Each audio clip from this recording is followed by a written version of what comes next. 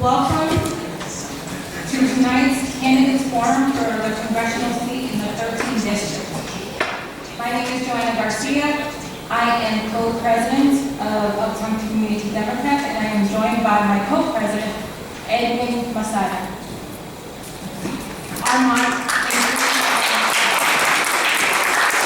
Our moderators tonight will be Chino-Tavárez and Jacinta de la Cruz. They will be moderating the portion where,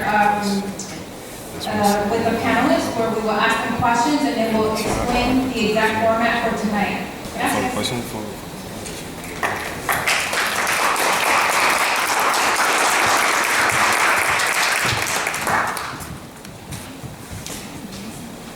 So, good evening, Washington Heights and Inwood. You don't have to talk right. So, my name is Adriano. This is Jacinta.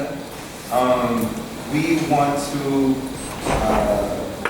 want to set a few guidelines before this. Our panelists introduce themselves, and the first thing we want to do is that we do want to thank Joanna. We want to thank Edwin, our co-presidents for UCD, for bringing us together, and also to Father Goin for grounding us tonight and laying down the groundwork for how we are going to proceed. Now, to review the format of this forum, each candidate will be called up individually and will have the floor to themselves during their allotted time. Each candidate will have 3 minutes for opening remarks. They will answer 3 to 4 questions from the moderators, the same questions for all candidates. And then audience questions will be selected by the moderators. And there will be also 1 to 2 minutes for closing remarks. So a few clarifications to ensure that everything runs fairly is that candidates may not answer questions from one another. So candidates will not be asking each other questions, and you can plead the fifth. You do not have to answer if a candidate asks you a question. There will be no interruptions while a candidate has the floor, and moderators may gently cut the time to ensure equal opportunity. And Cheryl Pam will be serving as our timekeeper this evening for all members of the panel. And the first speaker will be Congressman Adriano Espaillat, joining us via Zoom from Washington, D.C. Then we'll have Oscar Romero. Next will be Darializa, Avila, Chevalier. And then Theo Chino-Tavárez.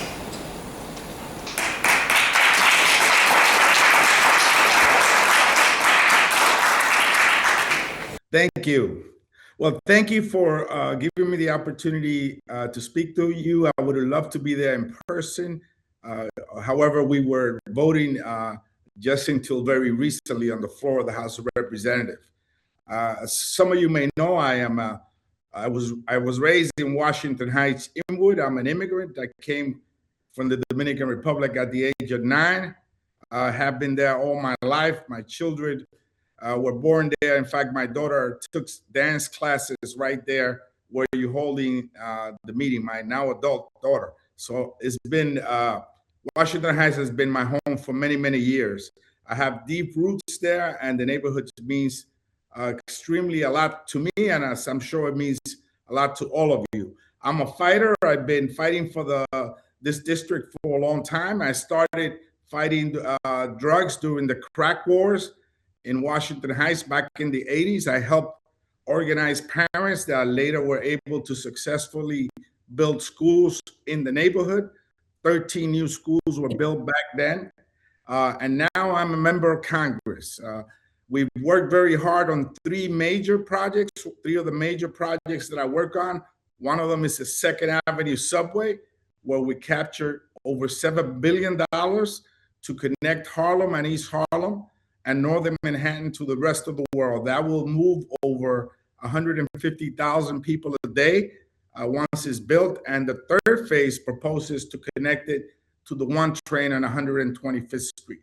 In addition to that, after decades of broken promises, we were able to secure over $200 million to now have the Kingsbridge Armory project way on its way. That will be a major initiative that I think will be an economic stimulus for the Northwest Bronx, if not the entire Bronx. And we were successful in acquiring close to $40 million for an Uptown Cultural Center that soon will also take off.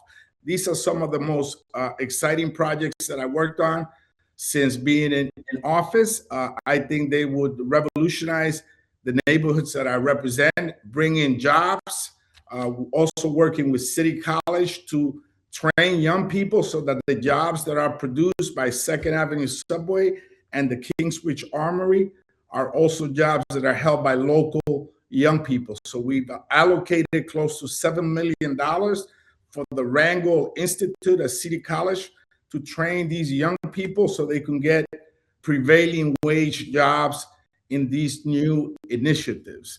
I've introduced over 44 pieces of legislation while in Congress.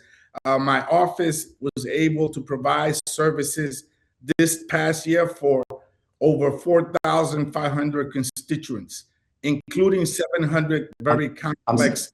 I'm sorry, Congressman. We do have a 3-minute. Okay. 3-minute limit. But I hope I can answer some of the questions that you have. Thank you for giving me the opportunity to be here tonight. Hello, everybody.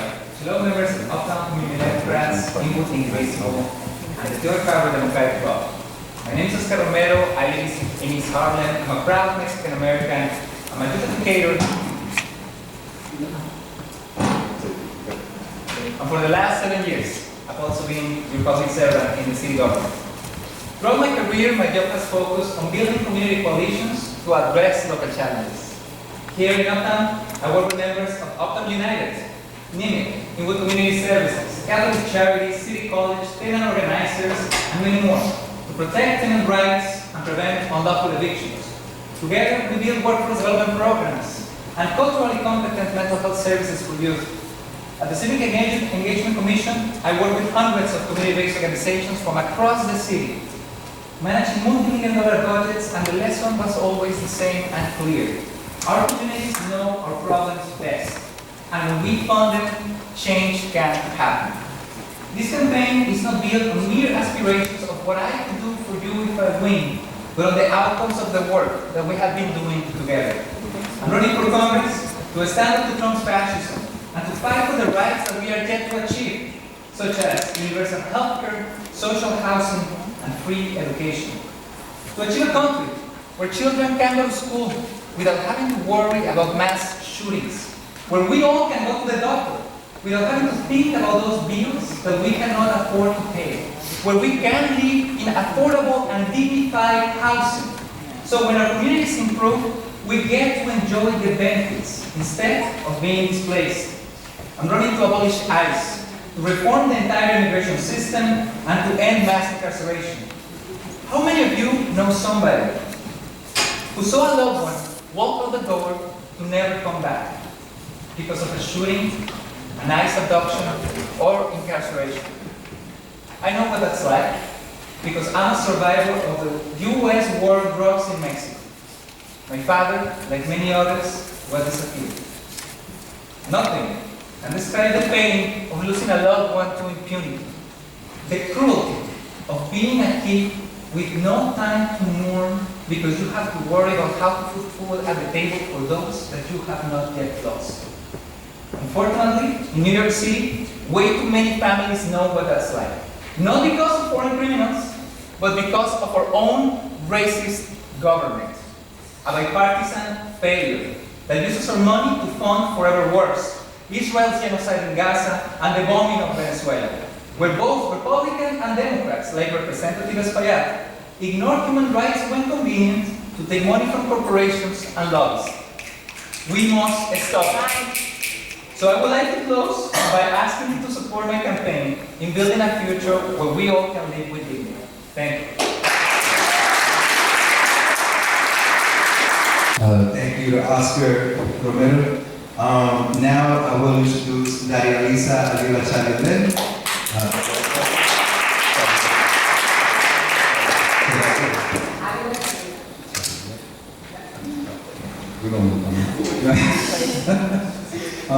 So she will start with her 3-minute opening, and then we'll go into questions.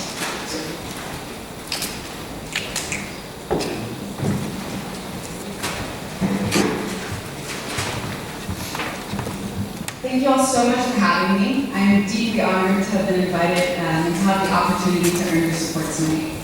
I want to start off by telling you a little bit about myself and why this work means so much to me. My family is from the Dominican Republic.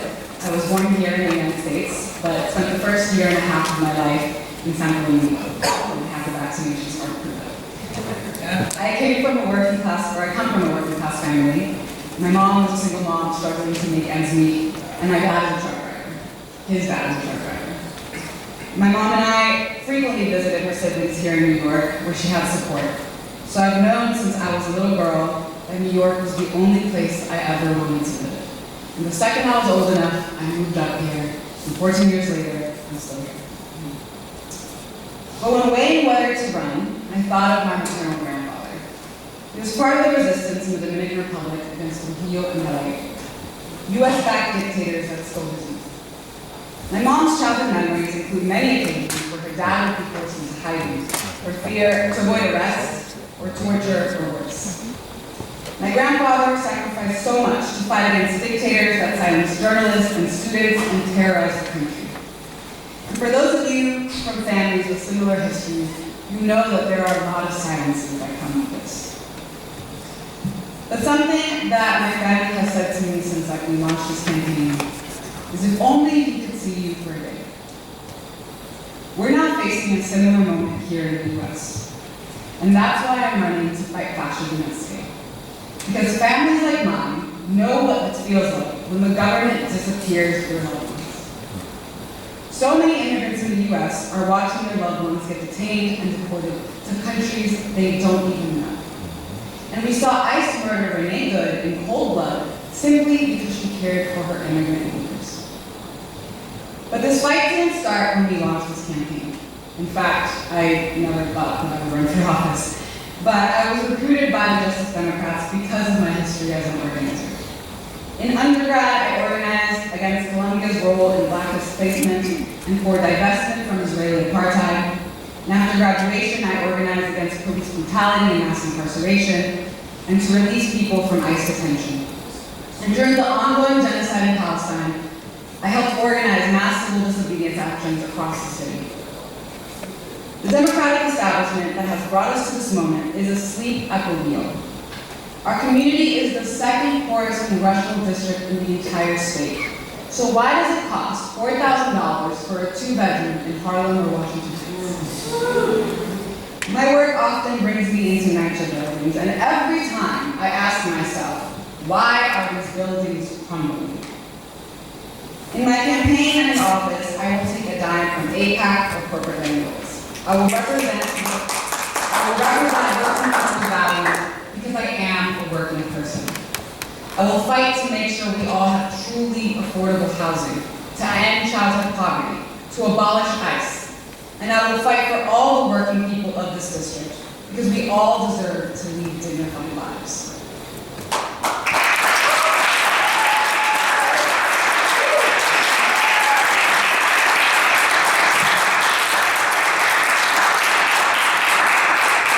Buenas tardes, buenas noches.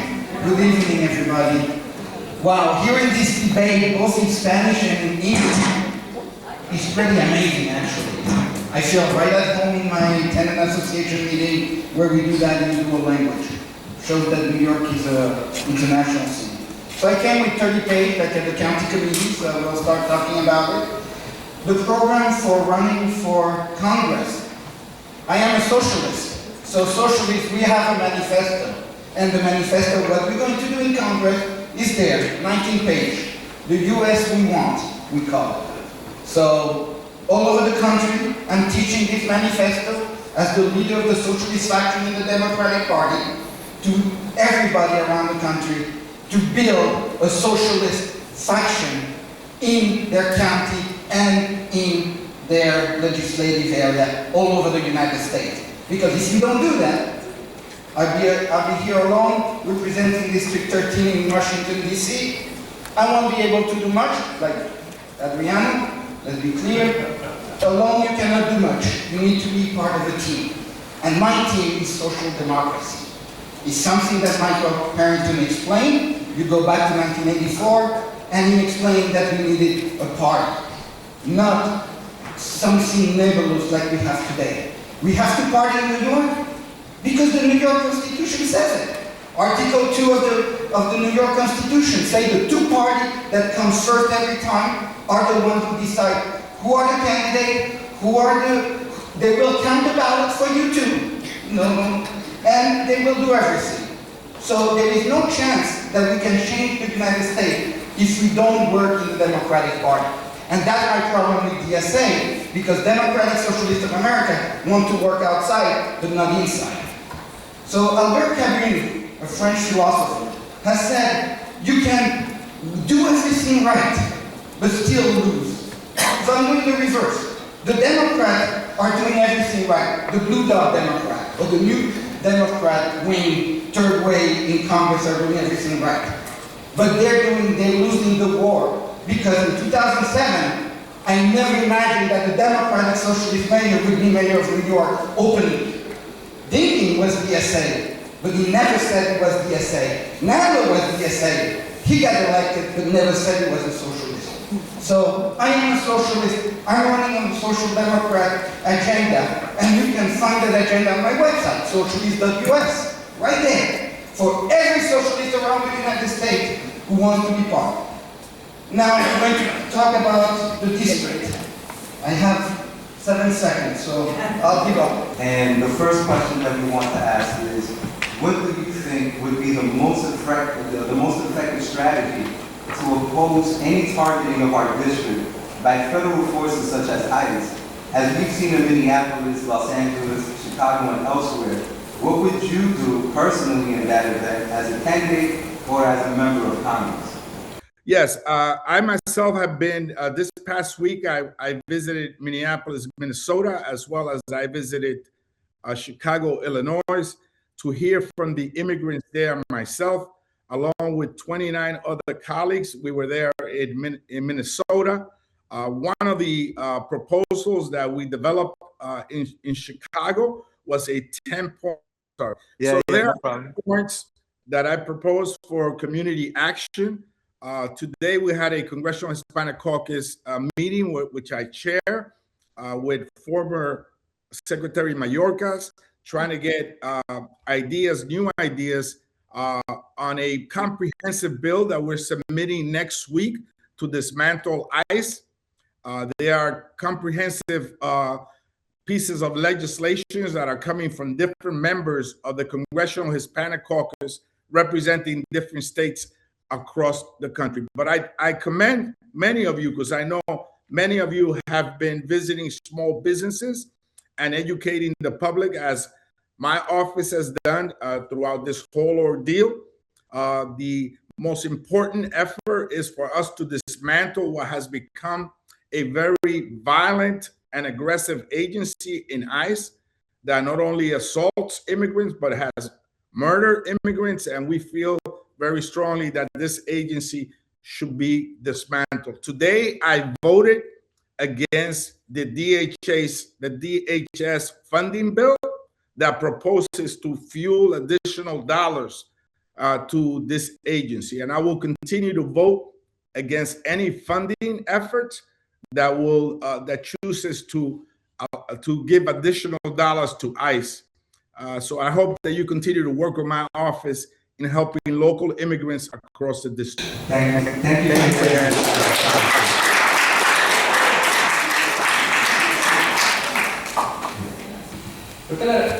I'll start in English. I think the answer is not what I would do, but what are we doing right now?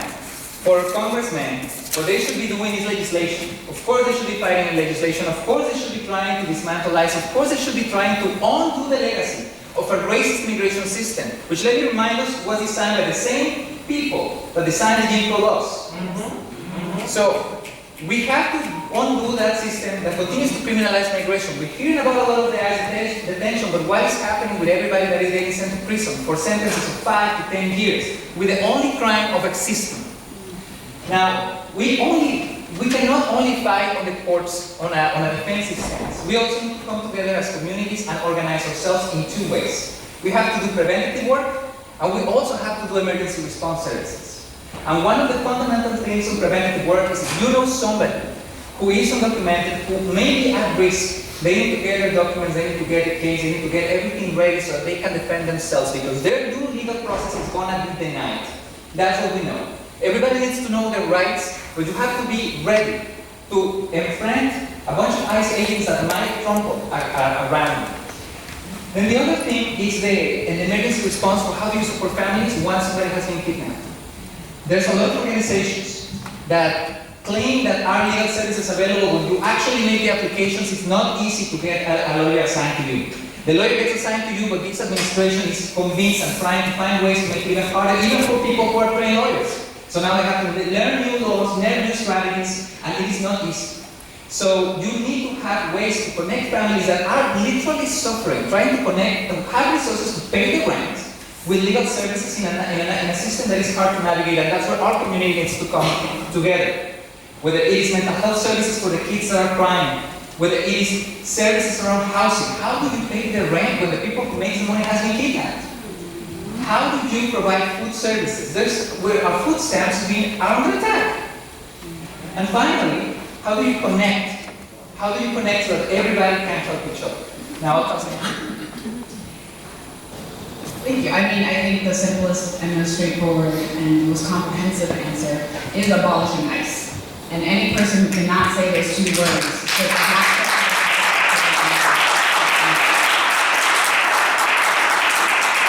I also work with city and state officials to provide legal support for folks and strengthening our Secretary of City policies to make sure that we're fighting back on this.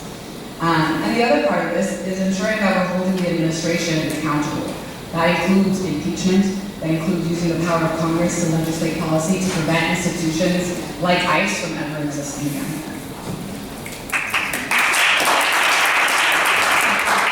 There is not much I can do to stop ICE. I'm sorry to say it.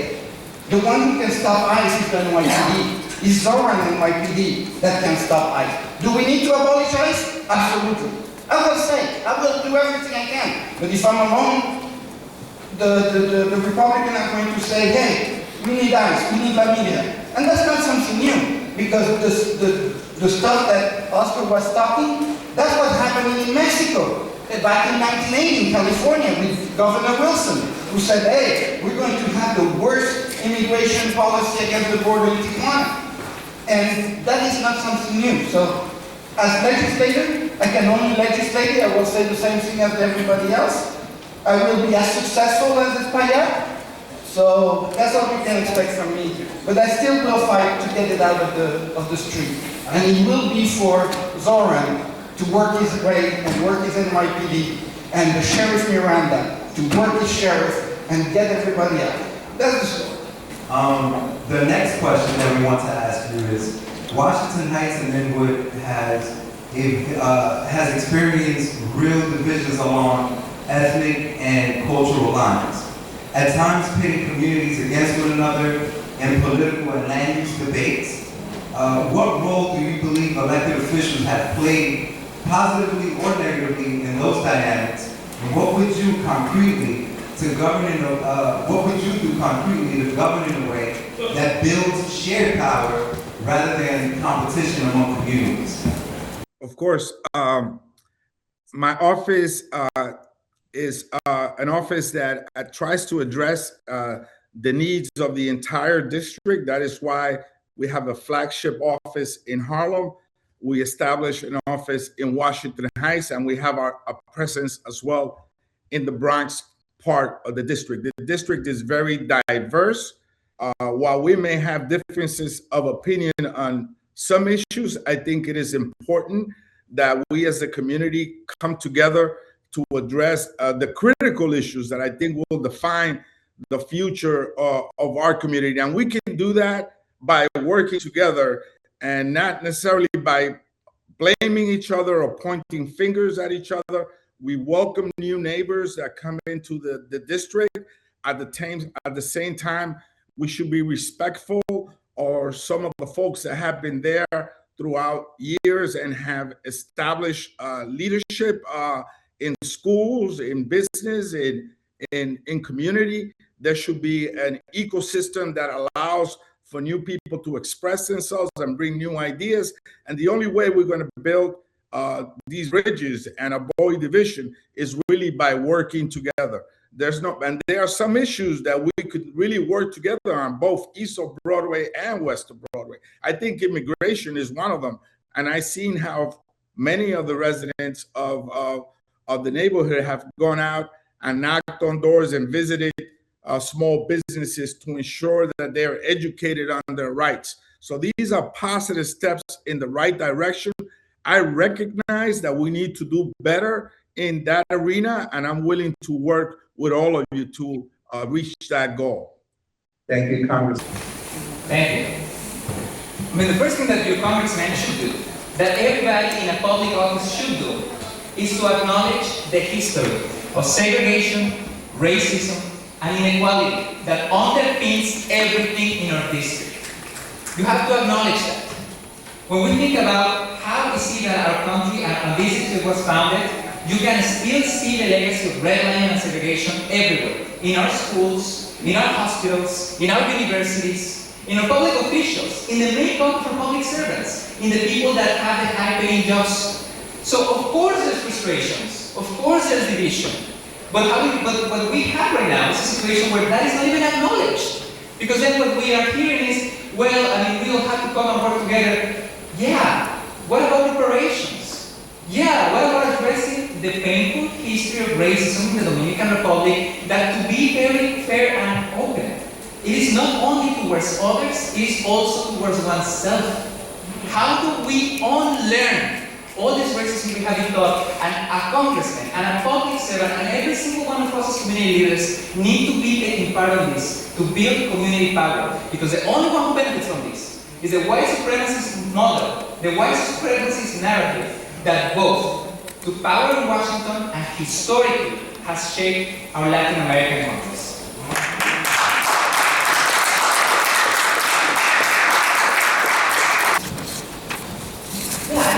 The main thing here is that we need to center our politics of solidarity. All of us are struggling when rent is $4,000 for a two-bedroom. When our friends, our neighbors are moving away because they can't afford to raise their kids in the city. And so we need to center policies that address these issues head on. Policies like Housing for All, by ensuring we're investing in NYCHA, protecting tenant rights, investing in creative solutions to expand affordable housing, things like community land trusts. We need to invest in our babies, not on moms, making sure that our tax dollars are going towards addressing childhood poverty, towards funding public schools, not on slaughter abroad, right? And for fighting for our neighbors, we need to abolish ICE. We need to make sure that this is a city where we are not constantly looking over our shoulders because we do not trust the federal government to keep us safe, right? I think establishment politicians have played into this by focusing on the interests of corporations and of special interest groups and of billionaires instead of focusing on the needs of the working people who live here. These corporations love it when we are pitted against each other, right? And instead, we need to be focusing on policies that bring us together and bring solidarity.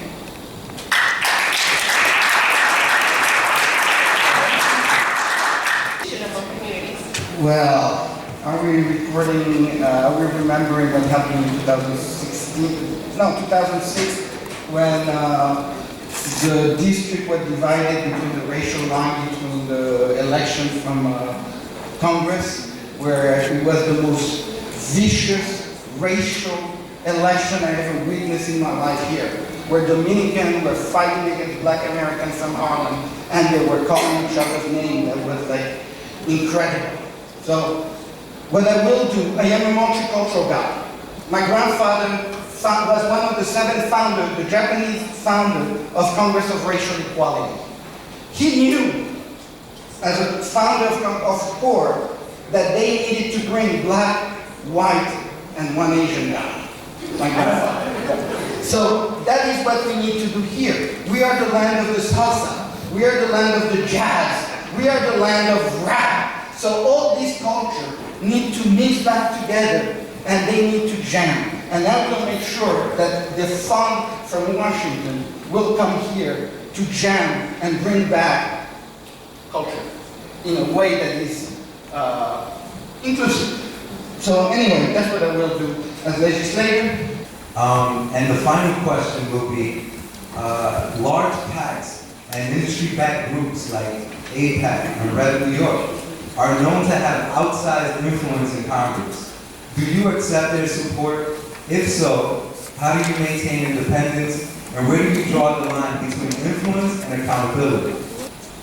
Yes, I built my campaign supported by everyday New Yorkers and groups across the board. No donor sets my agenda. My values are shaped by the people that I represent and reflected in my voting record. The record is, and that is why this record is a progressive record, and groups like Progressive Punch, which is an independent scorecard group that tracks and ranks how every member of Congress votes, has consistently ranked me as among the most progressive members of Congress. I take it on Trump, not only the Trump ice machine, as an immigrant who came here with no papers and overstayed my visa, and now I'm a member of Congress. I take this personally, and it's impacted disproportionately my district. But my campaign is supported by people across the board, and no particular group or donor sets my agenda. My agenda is set by the people that I represent on a daily basis. Thank you, Congressman. You remember how long that answer was from Espaillat? Let me say it simple. No.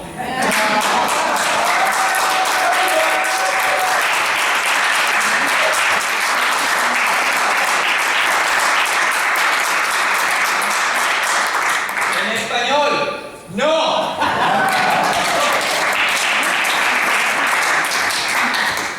We don't need to take the money from corporations and APAC. The entire system is broken. It's broken, and there's reason why they fund campaigns. They fund campaigns to keep themselves in power. They fund campaigns to pay less taxes than you, which they do.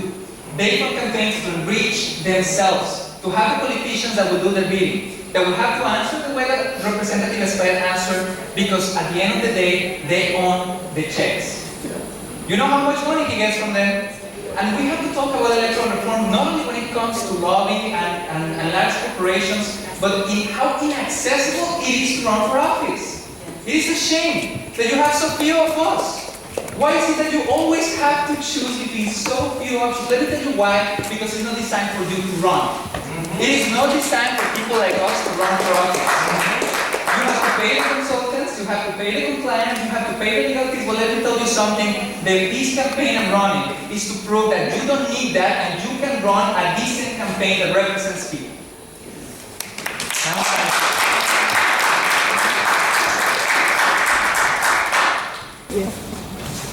The answer is simple, no. I will never take money from APAC or large PAC or these corporate PACs or any of these institutions that are putting our communities against each other. If leadership that takes money from these corporate landlords is working in the interest of working people, then why does it cost, again, $4,000 for a 2-bedroom in this district? If leadership is saying that the money they take from APAC isn't impacting how they vote in Congress, then why do we see leadership time and time again voting to send money to Israel while our communities here are facing hunger, are facing homelessness, are struggling just to make ends meet?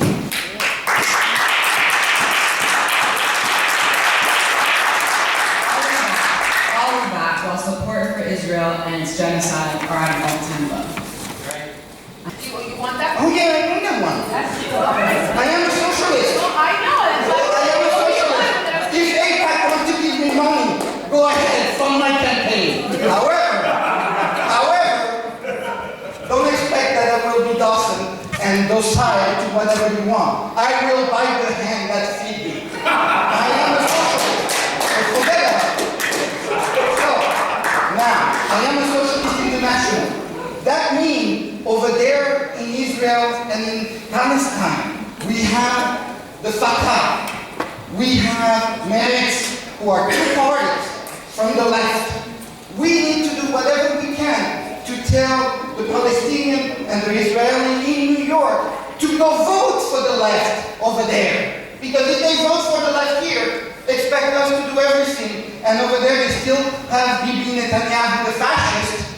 Well, nothing will change. We need to work locally and tell everybody around the world, to tell the Palestinian and the Jew from Israel to get their act together and to vote left. And that will be it. So AIPAC, give me money. My website, /socialist. Please, AIPAC. 2 minutes for closing remarks. Thank you. Once again, thank you for inviting me. This is the first time that I've been formally invited to the club. I take this opportunity seriously, and I hope to continue to work with you in these pressing issues that impact our community, not only to bring the resources for important projects to the district, but also to establish public policy that has a human face, that takes into consideration the best interests of the families in our community, both in all three sectors, communities of the district, which is Harlem, East Harlem, Northern Manhattan, and the Northwest Bronx. My offices are there to serve you.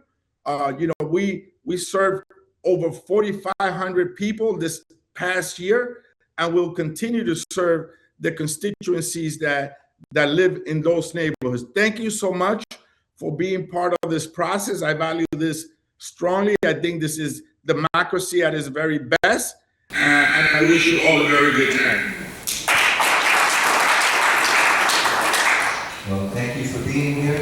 Personally, the last time you were invited in 2019, there was a survey here in person for you. So we do invite you. And we're glad you're here this time.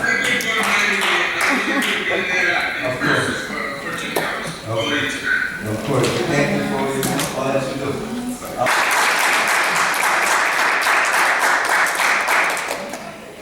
Thank you. My closing remarks. I would like to make two asks of you. I need you to help me bring our communities together to build power. I need you to elect government officials that represent you. The history of our country is founded on colonialism, pillaging, and slavery. The notion that fundamentally some people are worth more than others. There is nowhere in our district where that legacy is not present. The highways that were built not for us, but through us. The poor quality groceries, the understaffed government services, and under-resourced schools. The racist perspectives that were behind slavery and vehicle laws continue to exist today in our immigration systems, in our hospitals, our schools, and more importantly, in how we think about ourselves and each other. We have to stay together. Our district is divided by design. They want to put the Latino community against each other and against Black American communities. We must build trust among each other to build power. Last time I checked, we all have good quality food in our supermarkets. We all have higher asthma and diabetes rates.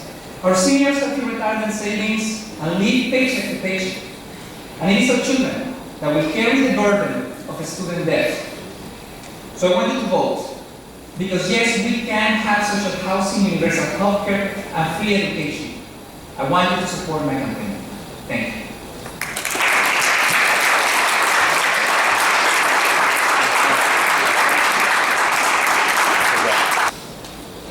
In Washington Heights, Harlem, Inwood, Kingsbridge, across the district, our neighbors are struggling.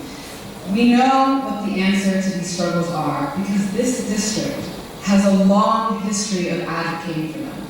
Whether it was the Young Lords demanding health care for our people, or the Black Panthers providing breakfast to our kids, these were everyday Black and Latino New Yorkers fighting for the dignity of all the people in this district. Which is why it is enraging that our current politics focus instead on favors for corporations and billionaires, and pit our communities against each other. We need vision that meets the moment, and the audacity to demand the things we deserve. I'm Darializa, Adriano, Chevalier. I'm a tenant running for housing for all. I'm an educator running to fund our babies, not bombs. I'm a daughter of immigrants fighting to get ICE out of our city for good. I hope you'll join us in this fight, because together we can create the world that we deserve.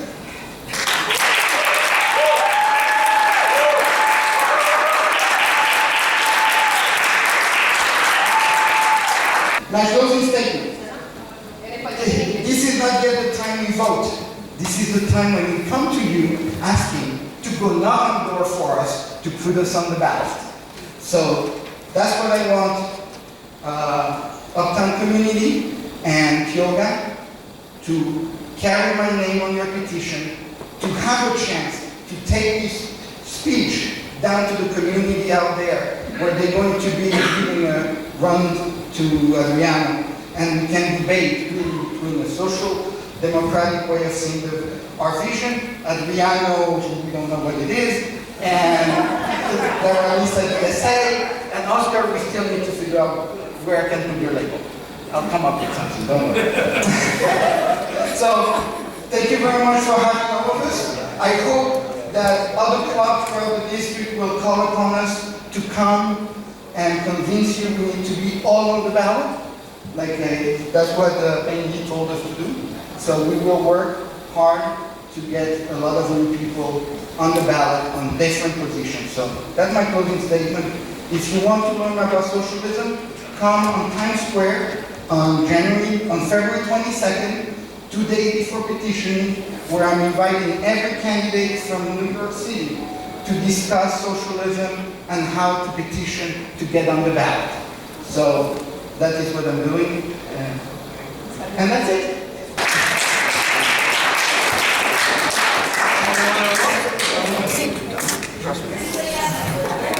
Thank you very much, everyone, for joining us. Thank you for sticking through to the end. It's very important, specifically during these times, to be part of this type of forums.